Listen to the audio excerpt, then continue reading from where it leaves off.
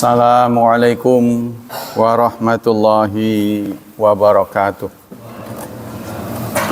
Innal hamdalillah nahmaduhu wa nasta'inuhu wa nastaghfiruh wa na'udzu billahi min syururi anfusina wa min sayyiati a'malina. May yahdihillahu fala mudhillalah wa may yudlil fala hadiyalah. Asyhadu an la ilaha illallah wa asyhadu anna Muhammadan abduhu wa rasuluh la nabiyya ba'dah. Allahumma salli wa sallim ala nabiyyina Muhammad sallallahu alaihi wasallam wa ala alihi wa sahbihi wa man sara ala nahjihi ila yaumiddin, amma ba'd. Ayo ikhwah, kita lanjutkan tafsir surat ke-9 surat At-Taubah, kali ini ayat ke-40. A'udzu billahi minasy syaithanir rajim. Illa tansuruhu faqad nasarahullah. Jika kalian tidak menolongnya, maka Allah menolongnya. Jadi artinya kalau kalian tidak mau menolong, bagi Allah itu mudah sekali. Idh akhrajahul ladzina kafaru. Ketika, akhraja itu maknanya mengeluarkannya. Tapi karena mengeluarkan orang lebih bisa dimengerti dengan kata mengusir. Jadi mengeluarkan orang dari satu ruangan ke ruangan lain itu mengusir. Ya, mengeluarkan dengan paksa. Ketika mana asalnya? Dia mengeluarkannya. Ketika mengeluarkannya orang-orang kafir. Jadi pelakunya orang kafir mengeluarkan Nabi Muhammad dari Mekah, ya, dikeluarkan paksa, yaitu diawali dengan rencana pembunuhan, ya. Pembunuhan yang sistemik, sudah sepakati, ya. Semuanya ikut terlibat. Sehingga keluarga Nabi kelak tidak akan berani menuntut karena pelakunya semua dikeroyok. Idh akhrajahul ladzina kafaru, ketika mengusirnya orang-orang kafir. Saniyasnaini, kedua yang dua. Maksudnya Nabi berdua. Ya, idhuma fil ghor, ketika keduanya ada di dalam gua. Idh yaqulu, ketika dia berkata Nabi li sahibihi, kepada sahabatnya, sahibnya, la tahzan, jangan sedih, innallaha ma'ana, sungguh Allah bersama kita. Fa anzalallahu sakinatahu, maka Allah menurunkan sakinahnya, ketenangannya, alaihi, kepada Nabi. Wa ayyadahu, dan menyokongnya. Ayat itu diambil dari kata aidun, tangan. Tangan Allah bergerak, ya, membantunya, maksudnya mensupportnya. Bijunudin, dengan junud. Junud bentuk jama dari jundun, artinya tentara. Tentara Allah, ya semua makhluk.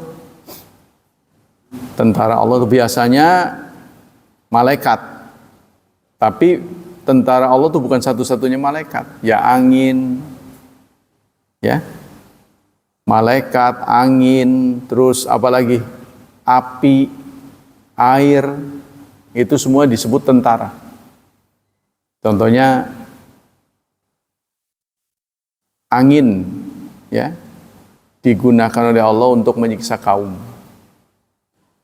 kaum yang perkasa, ya, Ad kalau nggak salah, kaum Ad, ya, fisiknya besar-besar, ditiup angin oleh Allah, pada bergelimpangan mati.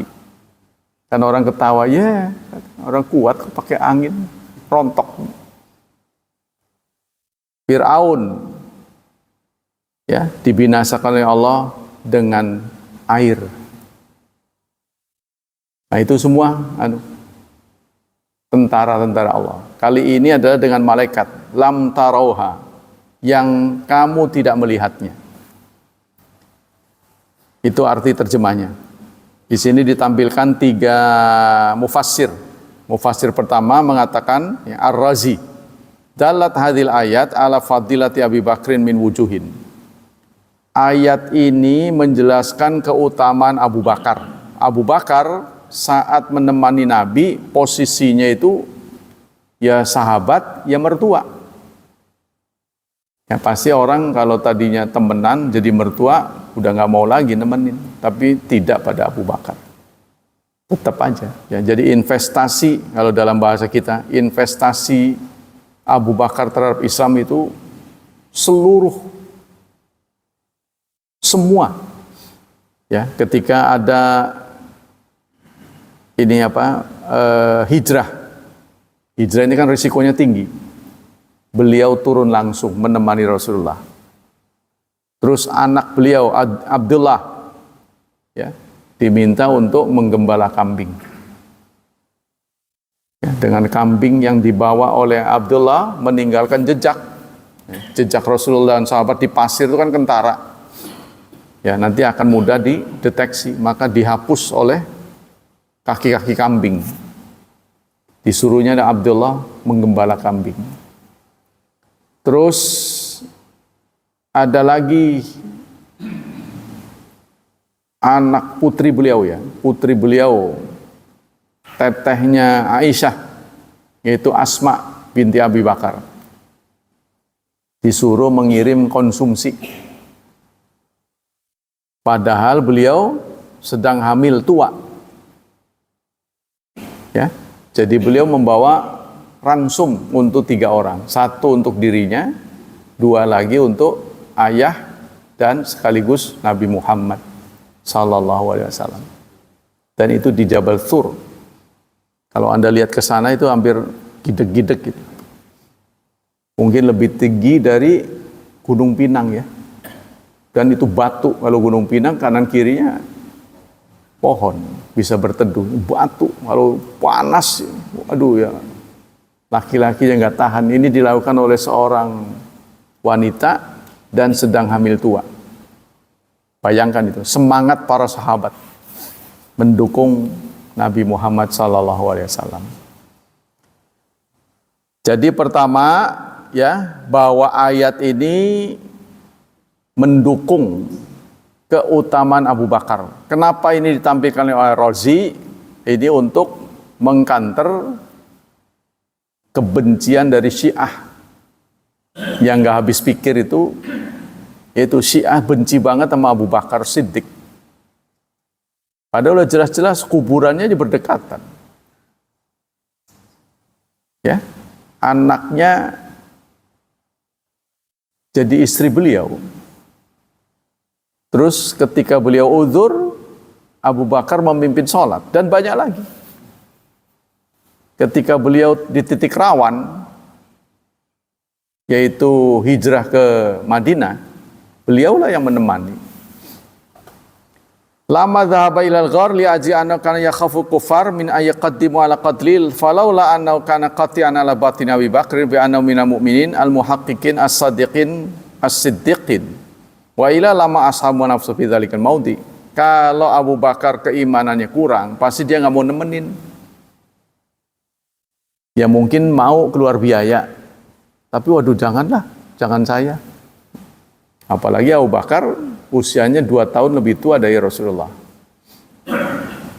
Ya, saat itu 52-an ya usia beliau. Yang kedua, anal hijrah kanat biiznillah. Hijrah itu adalah seizin Allah. Wa kana fi khidmati Rasulillah jama'atan minal mukhlisin. Dan beliau tertarik untuk berkhidmat ya kalaupun nanti berakhir dengan kematian akan tercatat dalam sejarah. Begitulah ya, Abu Bakar Siddiq berprinsip. Ila syajaratul rasi Aqra bin Abi Bakrin, dan beliau bukan keturunan, tidak ada hubungan darah dengan Rasulullah. Ya, jadi teman masa kecil. Nah itu. Tapi begitu lengketnya. Anda punya nggak begitu? Nggak punya. Satu-satunya istri kita yang menemani kita lagi suka dan duka. Ya kan? Bertahun-tahun. Tapi yang sejenis teman Anda hampir nggak ada. Yang sampai sekarang masih suka dan duka, berbagi. Ya, itulah yang kedua. Yang ketiga, anak kulaman siwa Abu Bakrin faraka Rasulullah. Selain dari Abu Bakar, tidak ada yang menyatakan kesanggupan untuk menemani Rasulullah. Ya. Amma huwa fi masabaq Rasulullah ka ghairihi, bal sabara ala mu'anasati wa mulazam wa khidmati inda hadzal khauf asyadid alladzi lam yabqa ma'u ahad wa dzalika yujibul fadlan azim. Dan yang ketiga ini, selain dari Abu Bakar meninggalkan Rasulullah, artinya tidak sanggup. Apalagi Rasulullah dan Abu Bakar ini nggak ngerti jalan ke Madinah. Terbayang oleh saudara, perjalanan 6 jam kalau pakai mobil. Ini perjalanan berapa hari? Berhari-hari. Terbayang itu. Sehingga beliau ya menyewa orang musyrik sebagai guide untuk ke Madinah, untuk menjadi petunjuk, mencari celah. Nah, ya, jadi artinya jalan tikus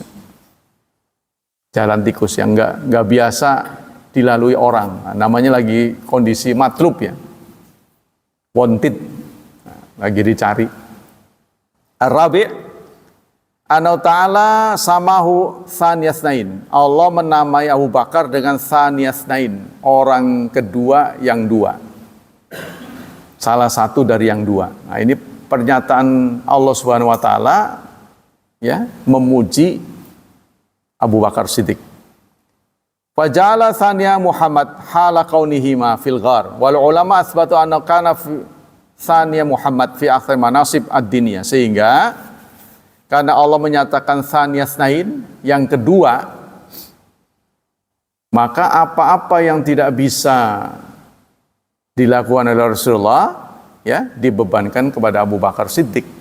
Ya, seakan-akan dalam sebuah jabatan itu wakilnya, orang keduanya, gitu kan. Sehingga Rasulullah uzur waktu salat, beliau yang memimpin.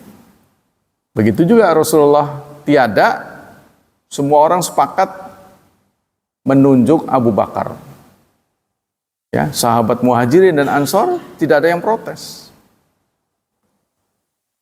Kalau mereka tidak mengakui, tidak sepakat, pasti nolak. Ya, makanya Syiah itu nggak benar.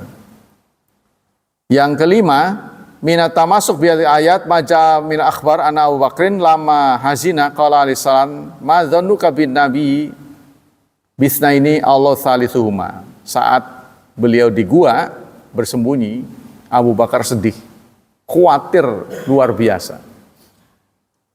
Karena kaki-kaki orang terlihat berlalu di depan gua.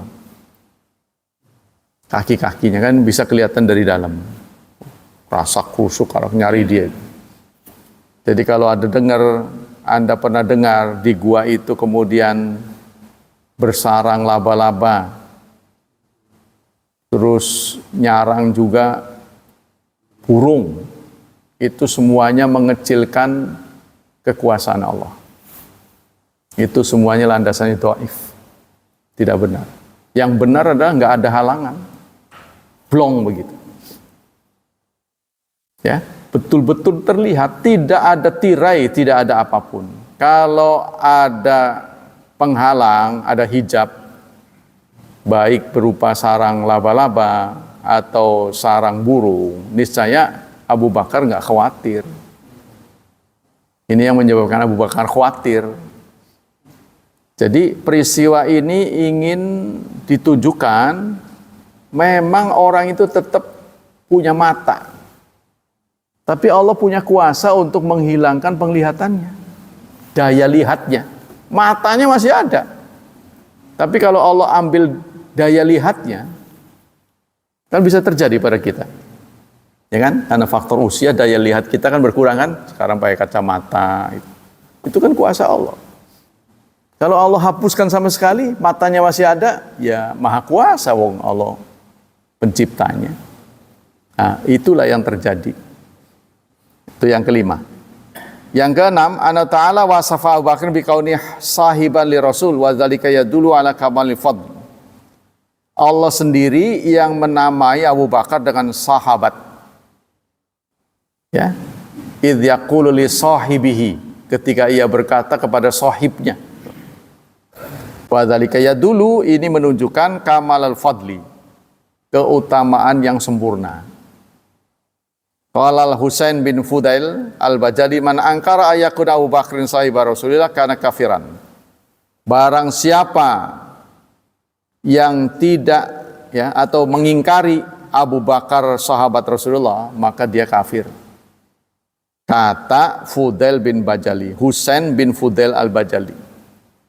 Jadi barang siapa yang ingkar Abu Bakar sahabat Rasulullah, dia kafir. Ya, itulah orang Syiah ya. Orang Syiah itu kalau melintas di kuburan Nabi dia berdoa. Tapi dia meludah ke depan makam Abu Bakar dan Umar sebelahnya. Ini sangat tidak masuk akal. Wala syakka anal murad min hadhil ma'iyah al-ma'iyatu bil hifzi wan nusrah wal hirasah wal ma'nawiyah wa bil jumlah fa Rasul alaihi salam syaraka baina nafsi wa baina Abu Bakar fi dzil ma'iyah.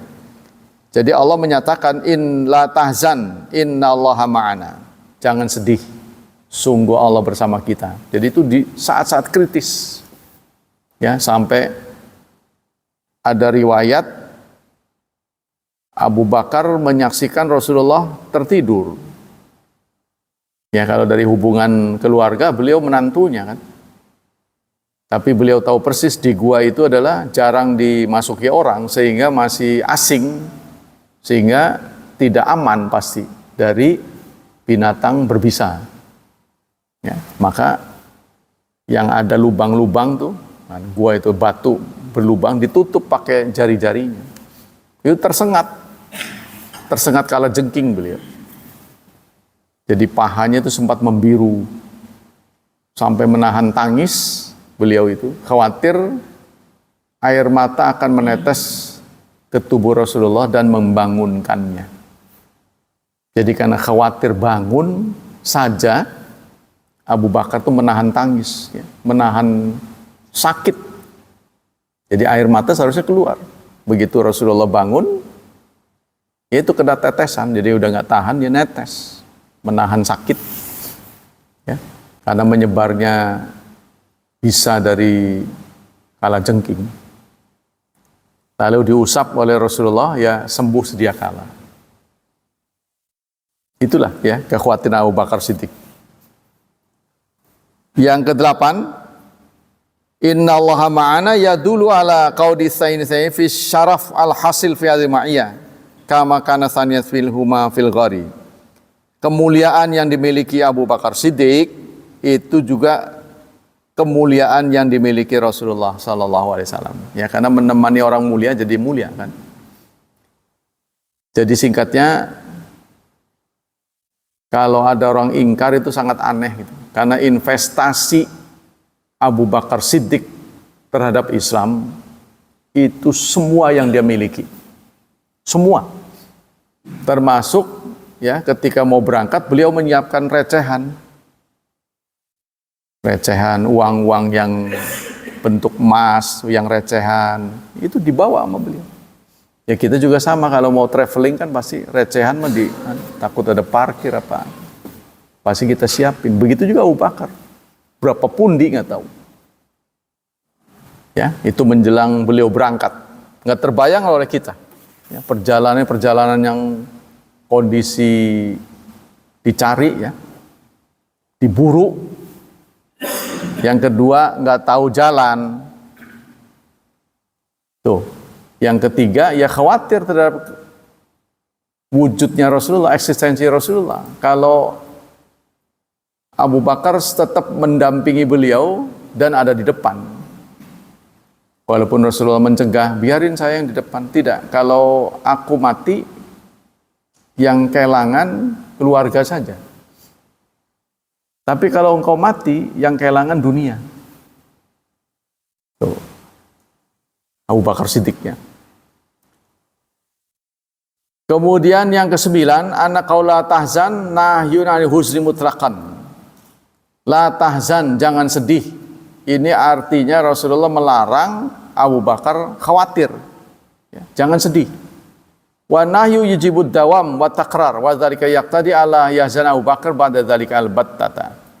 Karena Rasulullah melarang Abu Bakar sedih, maka beliau tidak pernah bersedih setelah itu. Qablal maut, indal maut, wa ba'dal maut. Baik sebelum, sedang, atau sesudah kematian. Beliau nggak pernah sedih lagi. Ya.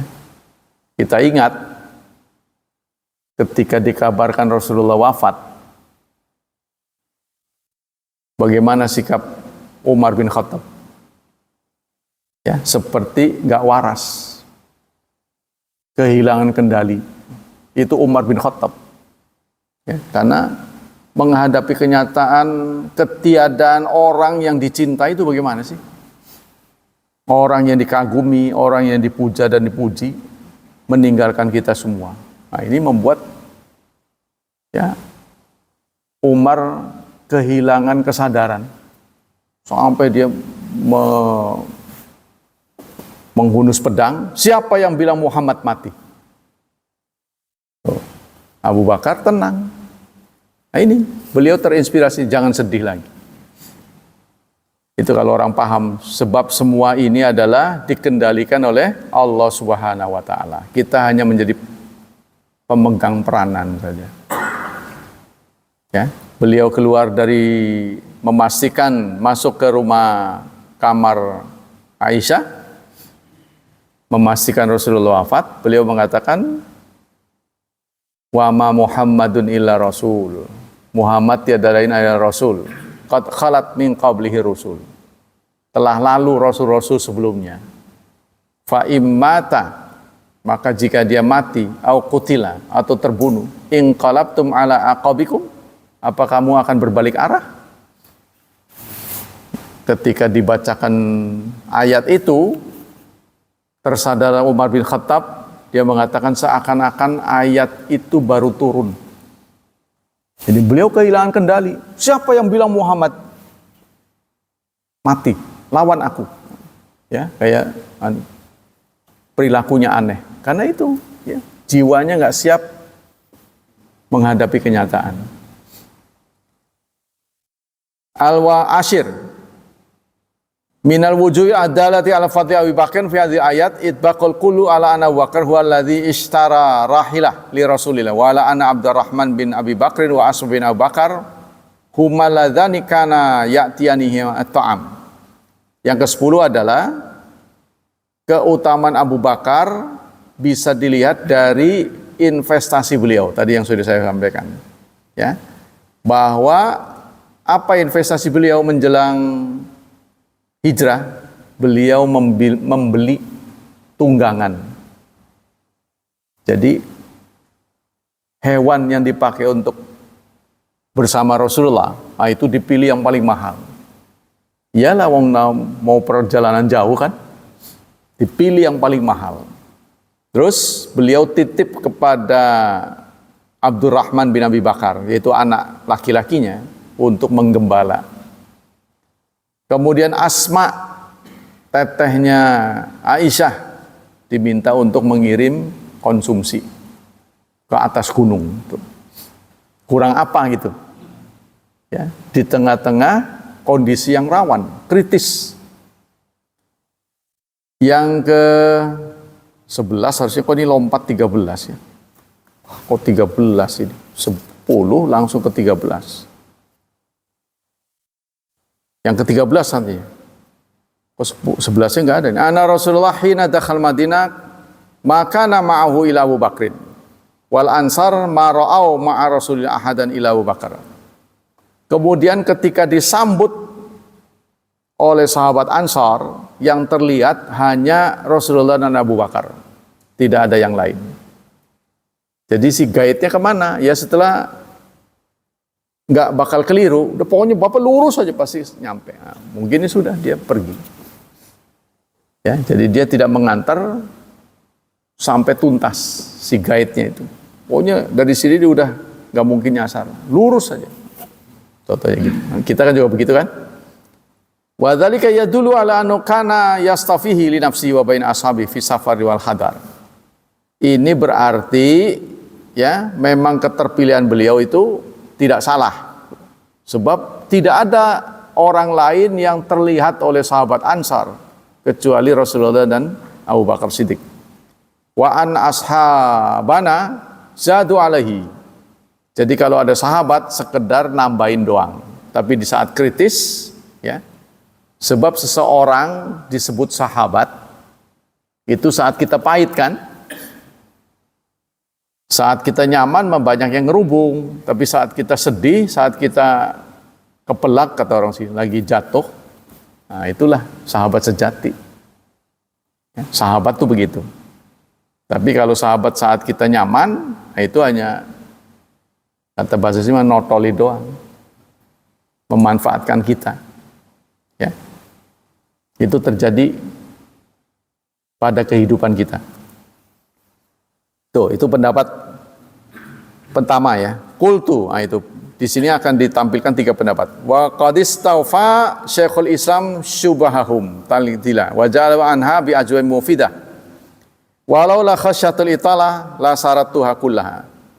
Menurut Ibnu Taimiyah ya, alasan-alasan keterpilihan Abu Bakar Siddiq sebagai sahabat Rasulullah tidak bisa dinafikan. Tidak bisa diingkari. Panjang ulasannya. Kalau diceritakan di sini rasanya akan memenuhi lembaran-lembaran. Walakin man aradaha falyurja fi minhaji sunnah. Kata pengarang kitab ini, kalau mau tuntas alasan-alasan keterpilihan Abu Bakar Siddiq, silakan baca Minhajus Sunnah, kata beliau.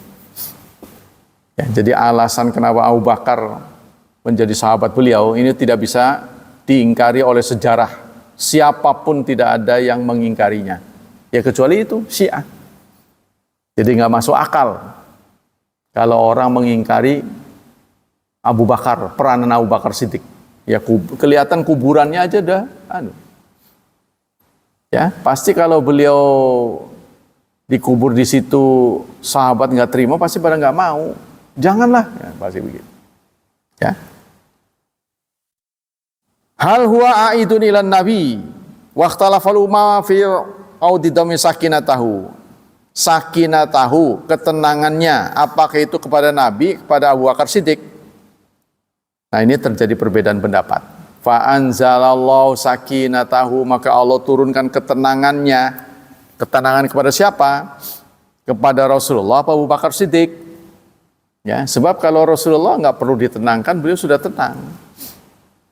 Nah, lebih pantas kepada Abu Bakar Siddiq karena beliau khawatir kan, sehingga Rasulullah mengatakan la tahzan, jangan sedih, maka Allah turunkan ketenangan. Fa anzalallahu sakinah alaihi faminhum man qala inna ailan nabi. Ada yang berpendapat domirnya ini kembali kepada Nabi. Wa minhum man qala inna aidina Abu Bakar. Ada yang mengatakan Abu Bakar li'annahu aqrabul madhkurain, karena lebih dekat maknanya. Yang sedih itu kan Abu Bakar Siddiq, bukan Rasulullah. Jadi patut ditenangkan. Wa li'annahu kana muhtajan ila inzali sakinah fa anzala sakinah alaika ma anzalaha al mu'minin alladzina baya'uhu tata syajarah. Wan nabiyyu kana mustaghyan anha. Kalau nabi enggak perlu, ya, karena pribadi nabi itu sudah kokoh. Likamali tumakninati bi khilafi inzaliha yauma Hunain fa innahu kana muhtajan ilaiha lin hijabi jumhuri ashabi. Berbeda saat perang Hunain. Saat perang Hunain, sahabat-sahabatnya lari. Terus musuh menghadap beliau.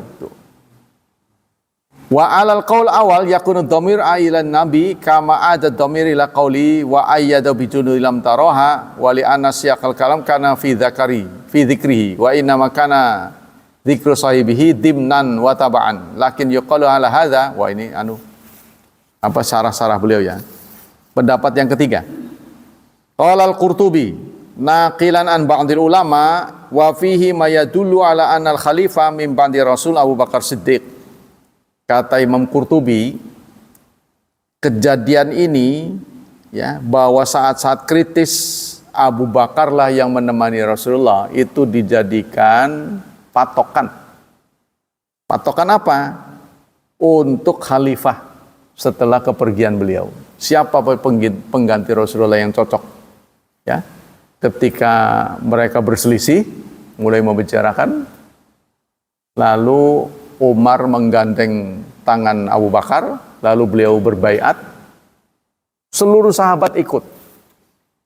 Kalau mereka meragukan integritas Abu Bakar Siddiq, pasti tidak begitu. Wah, saya menggalah, pasti begitu. Semuanya.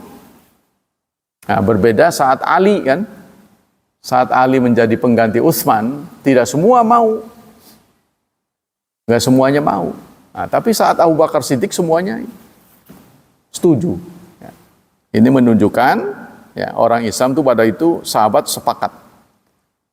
Wasami itu Syekhana Imam Abul Abbas Ahmad bin Umar yaqul inna mastahaqa Siddiq ayyuqala tsaniyatsain li qiyami ba'da nabil amri kama qiyami nabi awalan. Jadi kenapa Rasul Abu Bakar Siddiq disebut tsaniyatsain, orang kedua. Nah, itu ya. Ini menjadi petunjuk bahwa kelak kalau Rasulullah berhalangan, beliaulah yang paling pantas. Wa dzalika anna nabiyya lamma matat irtadatil arab kullaha wa lam yabqal islam ila bil Madinah. Saat Rasulullah wafat, orang-orang Arab murtad. Ya, tidak ada yang tersisa kecuali yang di Madinah dan Mekah. Tuh, orang-orang Arab yang dulu ya masuk Islam di zaman Rasulullah. Begitu Rasulullah meninggal, banyak yang murtad. Yo.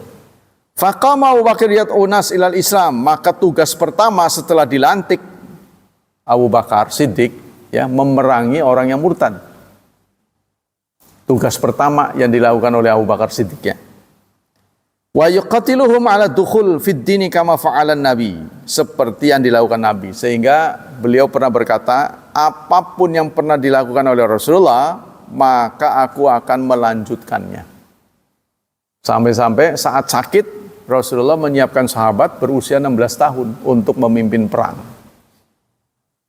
Karena yang menunjuk Rasulullah, sahabat lain diam. Dan suasananya masih haru karena Rasulullah sakit. Nah, setelah Rasulullah wafat, Abu Bakar tetap ya. Jadi ketika sempat kemah di luar kota, sahabat ini mendengar Rasulullah sakit, nggak berangkat dulu, menunggu. Nah, setelah dikabarkan wafat, selesai semua masa berkabung, ya. Abu Bakar memberangkatkan sahabat ini lagi, diprotes. Tuh, nggak semuanya sepakat. Satu, Rasulullah menunjuknya saat sakit. Yang kedua, usianya belum pantas memimpin. Tapi Abu Bakar gigih pada pendiriannya. Apapun yang sudah digariskan oleh Rasulullah, saya akan lanjutkan. Tetap diberangkatkan oleh Rasulullah memimpin perang dan menang. Ya, kalau Rasulullah bohong kan, bukan Nabi, bisa jadi meleset kan. Apa yang sudah ditunjuk oleh Rasulullah mencapai keberhasilan. Fastahaqa min hadhil jihad ayyaqala fi hadhihi tsaniyatsaini, sehingga Abu Bakar mendapat gelar tsaniyatsain, orang kedua. Qultu wa qad jaa fi sunnah ahadits sahihah yadullu dzaira ala anna khalifah ba'dahu.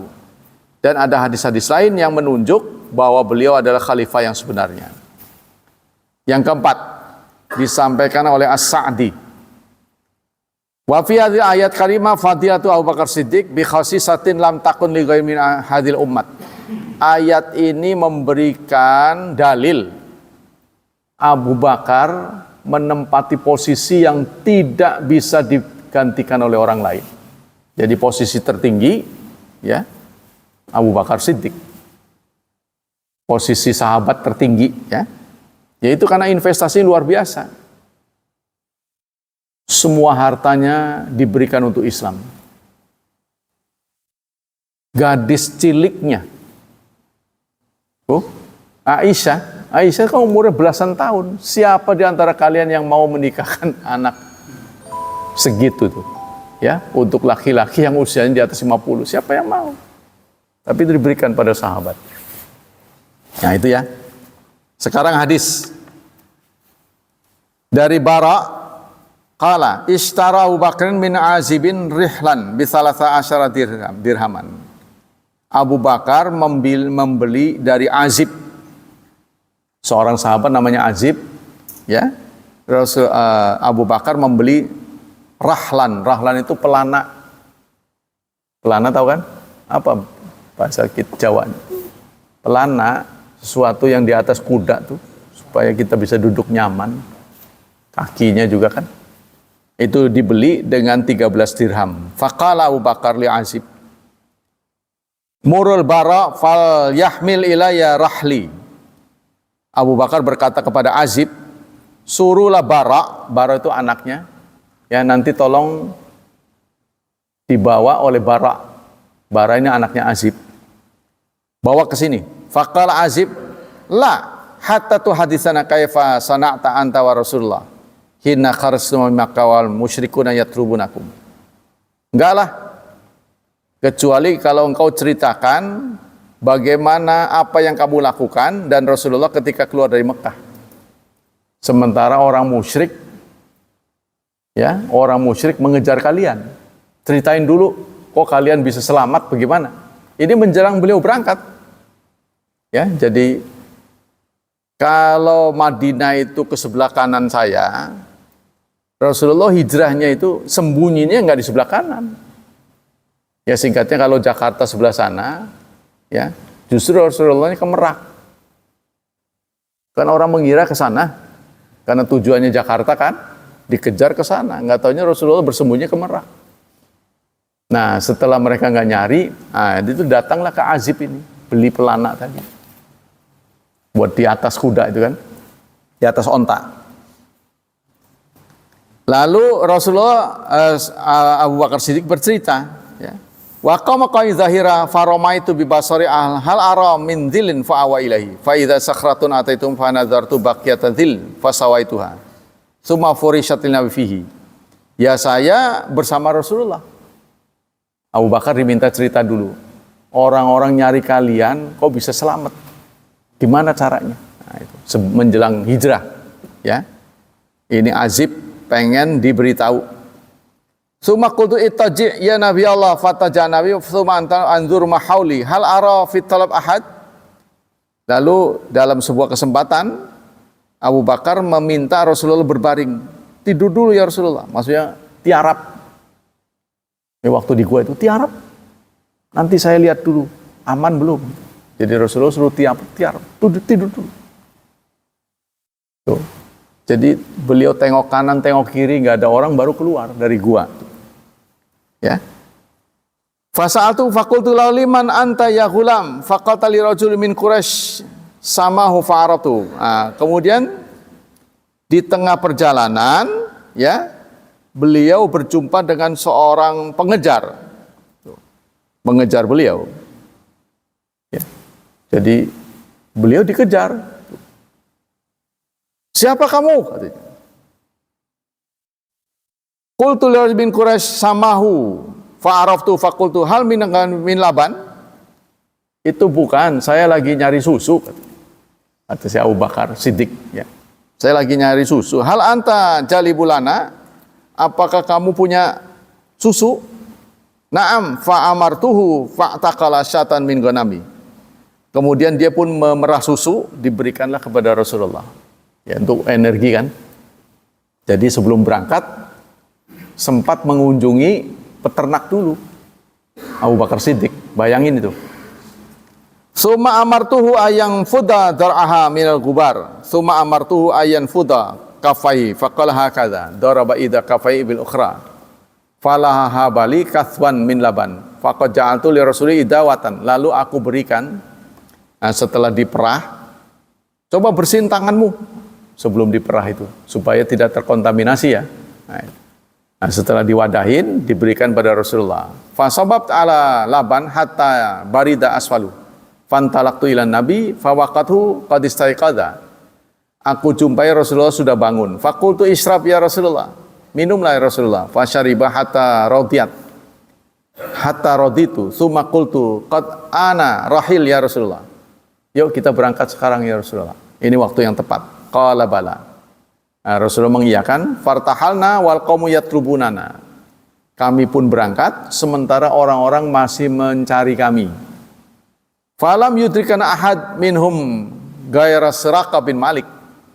Tidak ada yang berhasil mengejar kami kecuali Suraqah bin Malik. Nah, Suraqah bin Malik ini mengejar terus gitu. Tapi setiap mendekat terjerumus dia. Terjerumus ke pasir. Bangun lagi, kejar lagi. Begitu lagi berulang-ulang. Sehingga Suraqah berpikir, ada apa ya? Kok bisa begini? Lalu dia sadar. Masuk Islam dia. Ya, begitu pulang, Suraqah yang diminta untuk mengejar, karena dia ahli kejar kan, bisa dipatahkan, bisa dibatalkan oleh Suraqah. Enggak, saya nggak melihat apa-apa. Nah, dia sudah Islam kondisinya di Suraqah. Tapi sebelumnya itu mengejar Rasulullah. Ya. Itu ada kejadian itu, setiap mendekat masuk ke lubang. Bangun lagi dia, kejar lagi, begitu berulang-ulang. Itulah terjadi pada Suraqah bin Malik bin Ju'sham. Faqultu hadza talab qad lahiqna ya Rasulullah. Faqala tahzan innallaha ma'ana.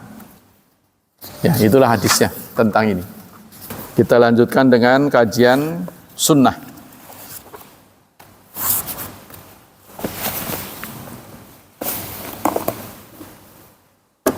Bismillahirrahmanirrahim. Masih tentang sholat berjemaah.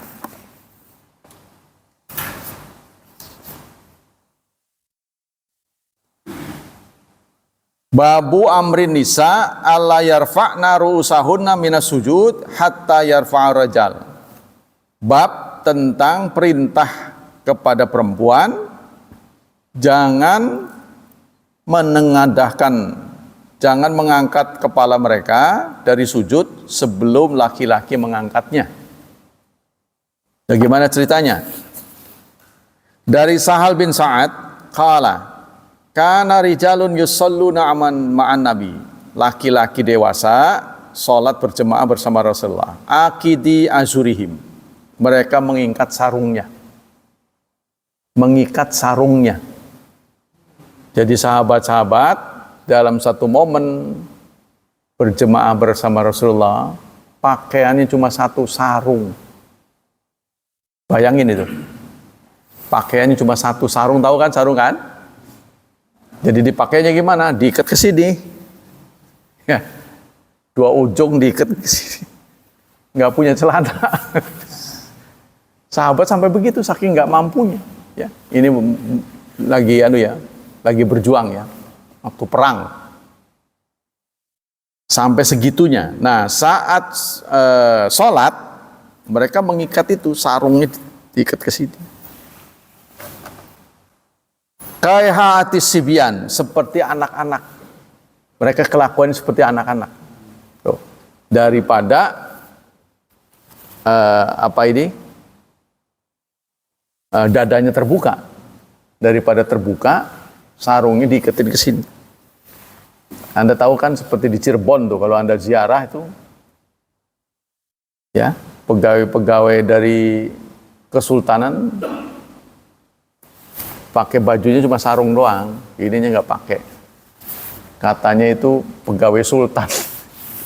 Ajaran Islam nggak nyuruh begitu. Jadi kalau kita dihadapkan pada satu lembar doang, ya itu sampai harus dadanya ketutup walaupun laki-laki. Nah, lalu Rasulullah memerintahkan kepada perempuan karena mereka juga sholat berjemaah, la tarfa'na ru'usakunna.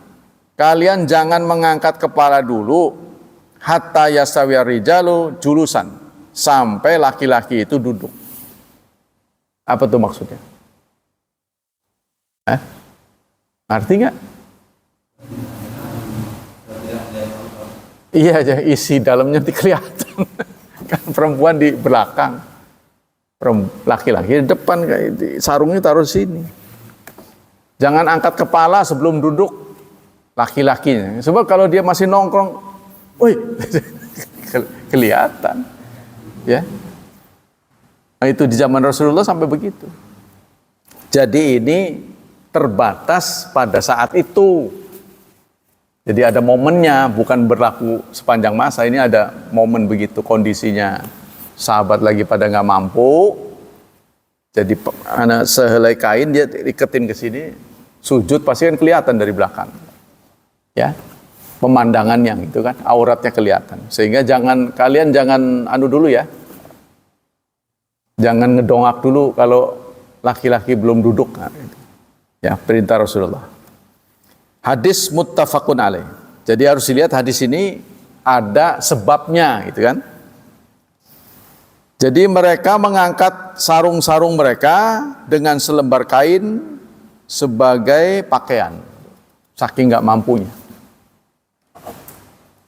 Dari Asma bin Abi Bakar, qala sami'tu Rasulullah yaqul, "Man kana minkunna yu'minna billahi wal yawmil akhir fala tarfa' ra'saha hatta yarfa'a rijalu ru'usahum." Dari Asma bin Abi Bakar, aku mendengar Rasulullah sallallahu alaihi wasallam bersabda, barang siapa di antara kalian yang beriman kepada Allah dan hari akhir, maka jangan ya mengangkat kepala sebelum laki-laki mengangkat kepalanya.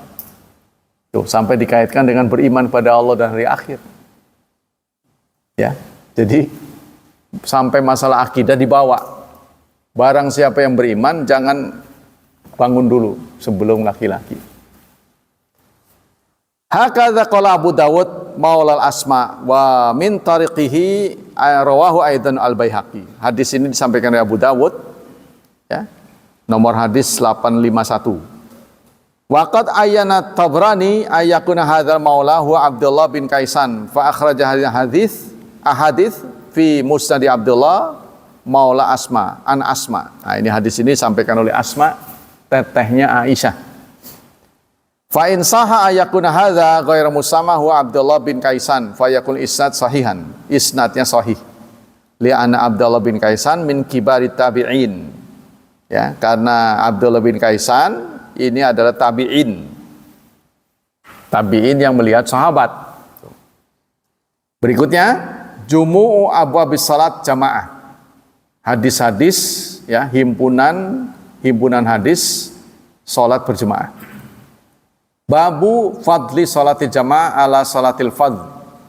Bab tentang keutamaan salat berjemaah dibanding sholat sendiri. Dari Abdullah bin Umar, anna Rasulullah sallallahu alaihi wasallam qala, Rasulullah bersabda, salatul jamaah, salat berjemaah, tafdulu, mengungguli, salat al-fadhi, mengungguli salat sendiri, bisab'in wa isrina darajah, dengan 27 derajat.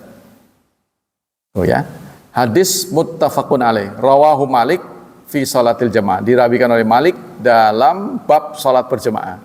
Dari Nafi, dari Abdullah, dari Abdullah bin Umar. Fadzakara mithlahu, lalu disebut bunyi hadis. Begitu juga dirawikan oleh Bukhari. Kalau Malik namanya Muwatta ya. Tulisan Imam Malik Muwatta. Kenapa Malik didahulukan? Karena umur Malik jauh di atas Bukhari. Ya. Jadi imam-imam yang 4 ini di atas Bukhari. Fil adzan, ya, Bukhari mencatat ini dalam adzan. An Abdullah bin Yusuf, dari Abdullah bin Yusuf, wa Muslim fil masajid, dan Muslim ya babnya masjid-masjid. Jadi keutamaan sholat berjamaah ini dicatat oleh Bukhari dalam bab azan. Menurut Anda cocok nggak?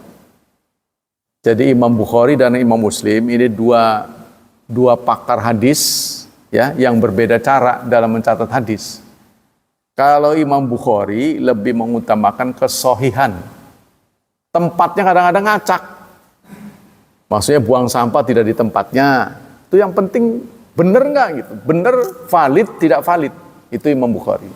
Kalau Muslim diberikan judulnya pas. Nah, jadi ya Imam Muslim menempatkan dalam bab masjid. Nah, kegiatan masjid adalah sholat berjemaah. An Yahya bin Yahya, dari Yahya bin Yahya. Tuh, Yahya anaknya Yahya. Sahabat suka ahli-ahli itu suka memberi nama sama dengan namanya. Kilahuma an Malik, kedua-duanya dari Malik. Warawat Dohak merawikan dari Nafi dari Ibnu Umar. Anin Nabi, dari Nabi, tapi menyebut angkanya bid'an wa isrin. Bid'an itu punjul. Punjul lan 20 punjul. Ya. Jadi angka angka pahalanya tadi disebut 25. Tapi di hadis yang lain 20 lebih. Tidak disebut lebihnya berapa. Yang penting kata bid'an adalah menunjuk kepada lebih dari 3 sampai 10. Itu namanya bid'an. Kemudian Turmudi juga mencatat hadis ini dari Nafi, dari Ibnu Umar. Dari ketemu semua itu. Ya, Bukhari menyampaikan, Malik menyampaikan, Muslim menyampaikan, Turmudi juga. Qala, redaksinya gimana? Tafdulu sholatul jamaah ala sholati rajul wahdahu bisab'in wa isrina darajah. Turmudi mencatat dengan angka 27. Kalau tadi kan 25, terus 20 punjul. Ya, kali ini dicatat oleh Turmudi 27.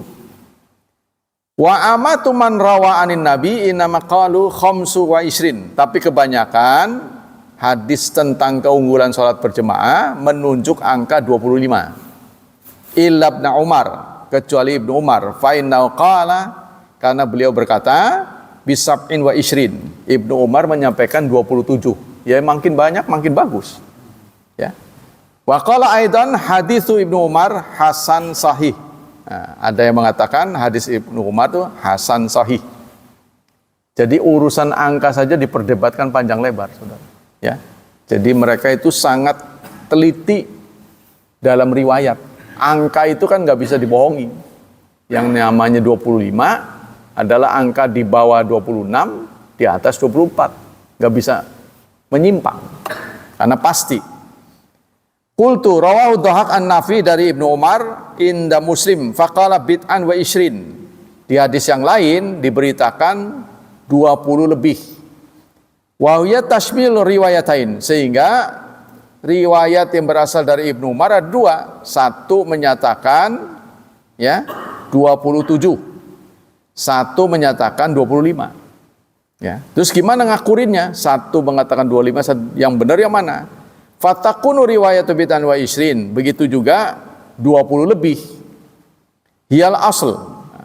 Jadi asal dari hadis ini ada 20 lebih. Karena 25 ya 20 lebih. 27 ya 20 lebih, itu kan? Wa sab'an wa isrin wa khamsan wa isrin tafsilu li ijmal. Jadi ada sebutan 25, 27 itu ada rincian dari 20 lebih. Famaratan qala bihadza wa maratan bihadza. Boleh jadi Rasulullah melihat objeknya. Ya, beliau melihat karena beliau kan penilai. Sama dengan guru kan. Wah, ini cocoknya 25. Wah, ini cocoknya 27. Singkatnya, angka yang Allah keluarkan untuk orang sholat berjemaah itu di atas 23. Ya, angka yang Allah berikan pada orang sholat berjemaah di atas 23. Boleh jadi 25. Kurang ini mah. Nggak lempeng, 25 aja lah. Itu kata para tafsir ahli hadis. Wa in kanat riwayatu khamsan wa isrin, ya, tarjih. Nah, tapi kalau dilihat dari banyaknya hadis menunjuk angka 25 itu lebih kuat karena pendukungnya lebih banyak. Yang cerita 25 lebih banyak daripada yang 27. Nah, yang kedua-dua ini dibenarkan oleh 20 punjul. Karena 25 ya 20 punjul, 27 ya 20 punjul. Yang nggak salah tuh. Berikutnya dari Abi Hurairah, qala salatul jamaah afdal min salati ahadikum wahdahu bi khamsin wa isrina juz'an.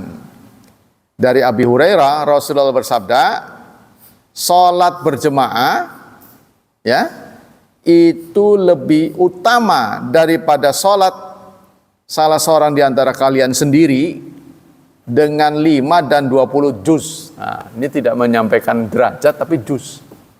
Ya, skalanya juz. Kalau tadi skalanya derajat, 25 derajat.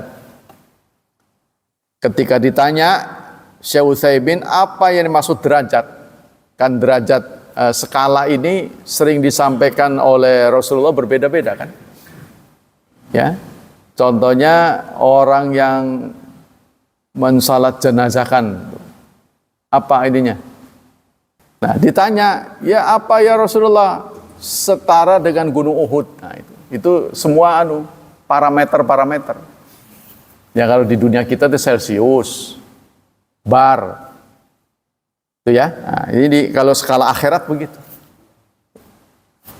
Nah, kalau di sini derajat dan juz untuk sholat berjemaah ini satu kali Rasulullah mengatakan derajat, satu kali mengatakan juz. Ketika ditanya kepada Syekh Utsaimin, derajat itu apa? Kali, katanya. Kali, ganda, di'fan. Nah, di'fan ini menjadi perbedaan pendapat lagi nih, apa kali? Contohnya sholat berjemaah berarti kali 25, ya, atau pangkat 25, kelipatan 25. Anda tahu kan 5 pangkat 2 kan 25, ya, bayangkan kalau 5 pangkat 25, waduh, ya kan, luar biasa kan? Maksud saya, sholat di rumah sehari semalam dapat 5. Tuh, kalau sholat berjemaah ini apa 5 kali 25 atau 5 pangkat 25? Ya wis kepengennya mah 5 pangkat 25 kepengennya. Tapi nggak ada dalilnya, ya, soal di'fan itu. Saya pernah mendengar Pak A.S. Hasan, ya, Pak A.S. Hasan, ketua Muhammadiyah ya di Serang.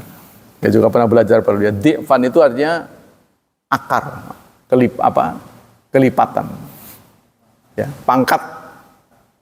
Jadi orang yang sholat berjemaah itu sama dengan pangkat 25. Jadi 5 dikali 5-nya ada 25. Waduh, wis or kira-kira lah banyaknya. Ya mudah-mudahan begitu. Rawahu Malik fi salatil jamaah an Ibnu Syihab an Sa'id bin Musayyib an Abi Hurairah fadzakarahu. Dari Abi Hurairah, karena apa gini?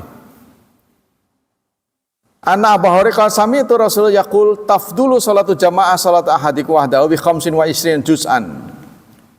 Dalam sebuah hadis yang dirawikan oleh Abu Bakar ada tambahan. Salat berjemaah melebihi, mengungguli salat sendiri dengan 25 juz. Ya, tidak berhenti sampai di situ, ada tambahan.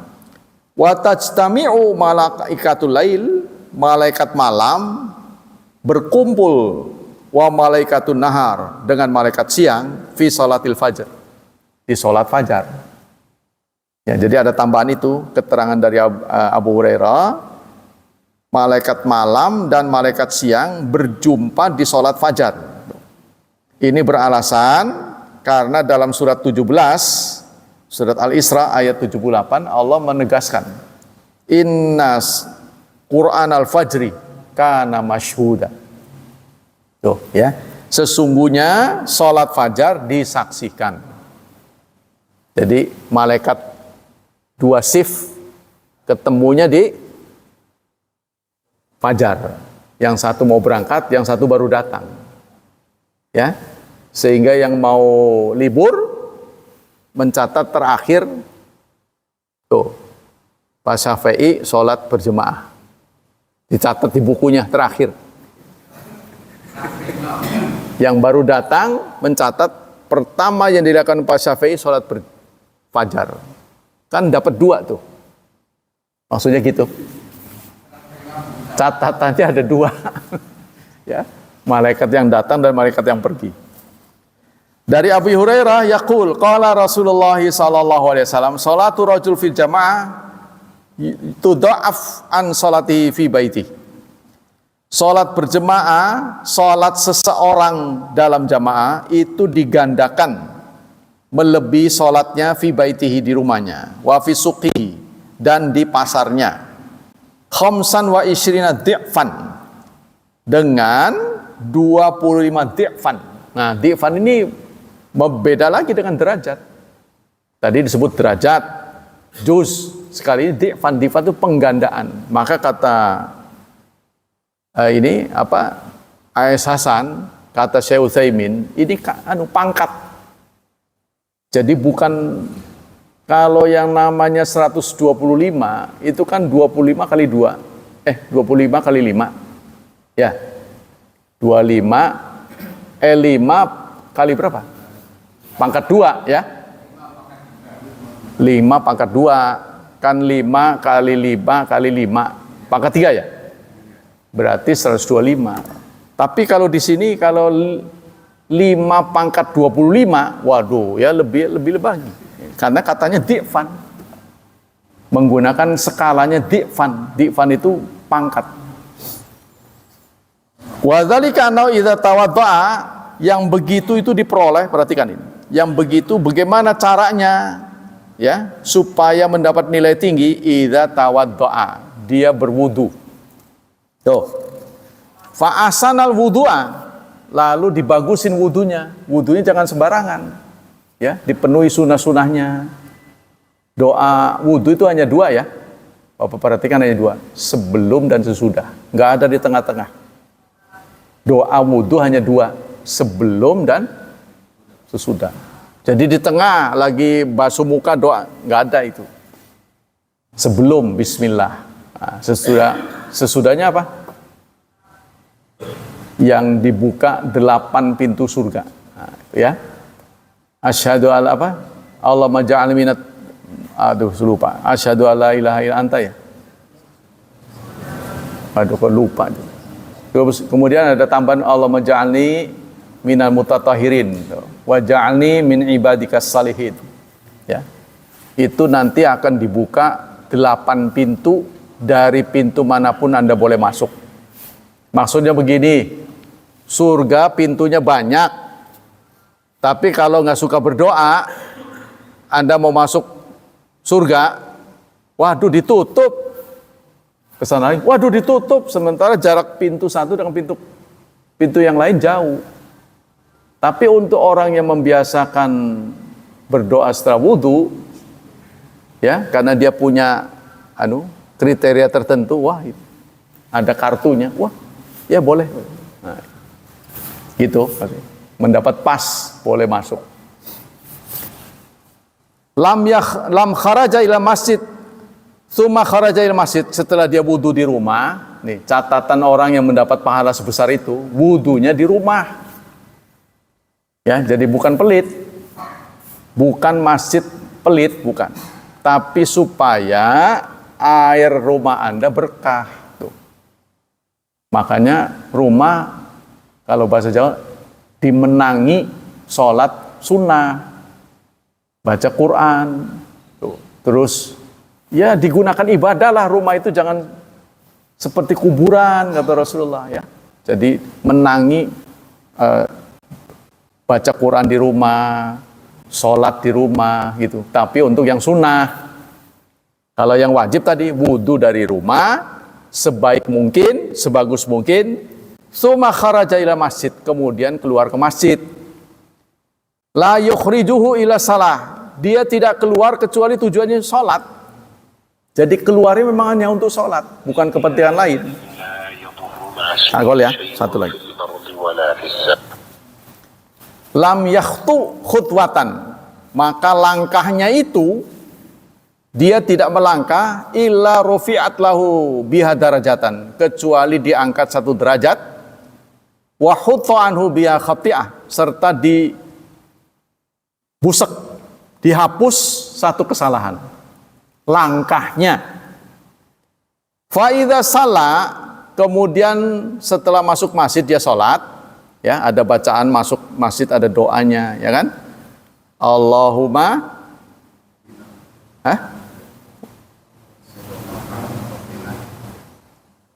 kok jadi lupa sih? Allahumma tuh ada di situ tuh.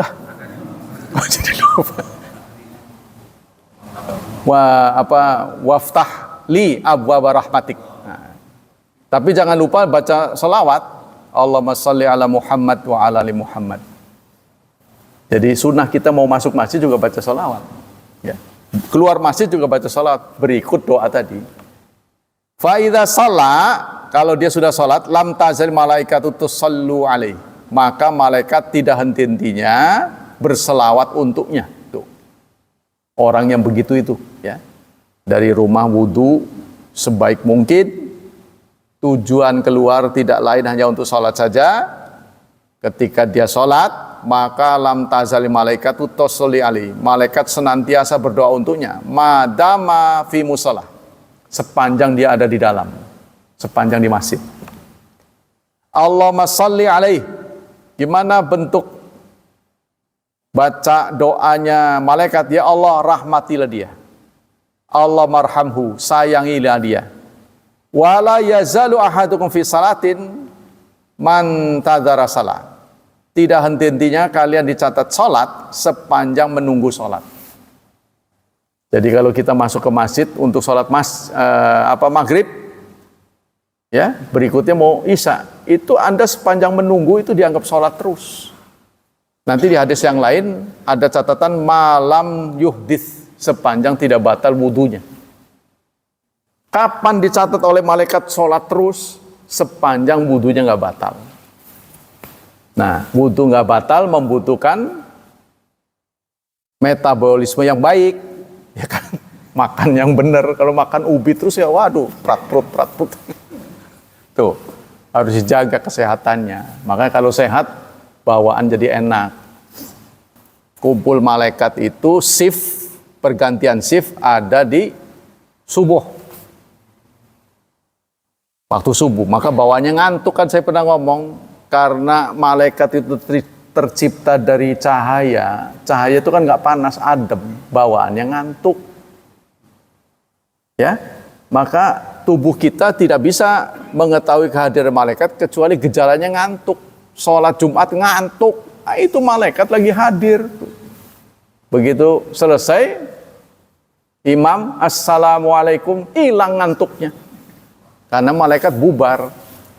Begitu Pak. Jadi kalau itu catatan khusus. Hah? Nikmat. Ya memang nanti kan ada waktu perang, ya kan? Waktu perang ngantuk kan. Nikmat memang. Tapi kalau Anda isi dengan ngantuk semua, ya. Tuh. Tidak tahu apa yang disampaikan. Iya, tidak. Makanya usahakan jangan. Jadi maksudnya itu gejala kita, respon tubuh kita itu ngantuk karena kumpulnya malaikat itu membawa kesejukan. Tuh, kalau setan panas, kalau malaikat sejuk, maka bawaannya ngantuk. Ngaji nih, kan dihadir oleh malaikat, ya. Pada ngumpul kan, itu bawaannya ngantuk. Wajar. Lumrah, cuma ya jangan kebablasan, nggak dapat apa-apa.